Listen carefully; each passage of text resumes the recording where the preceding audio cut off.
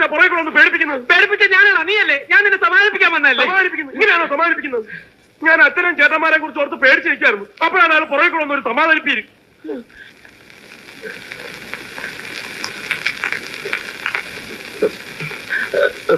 ഇനിയിപ്പൊ പേടിച്ചിട്ട് എന്താടാ കാര്യം? നിനക്ക് ശരിക്കും പ്രേമം വന്നെങ്കിൽ നീ അങ്ങോട്ട് പ്രേമിക്കണം. ആരൊക്കെ എതിർത്താലും അവളെ കെട്ടണം.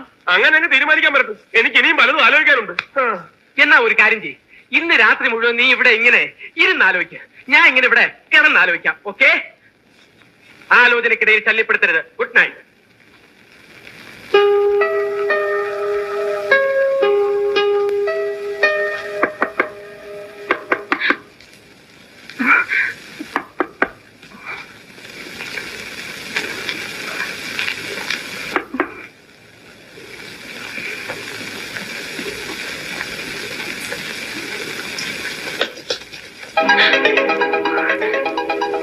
അയ്യോ, ഈ പാതിരാത്രിയില് ഹോസ്റ്റലിനകത്ത് ഒച്ചാക്കണ്ട.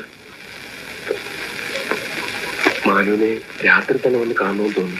വന്നു. പിന്നെ മാനുവിനെ മറക്കാനും വെറുക്കാനും ശ്രമിക്കായിരുന്നു. ഇതുവരെ സാധിച്ചില്ല.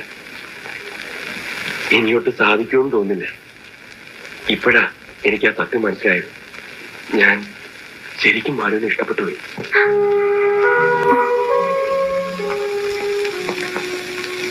I love you, man. I really love you.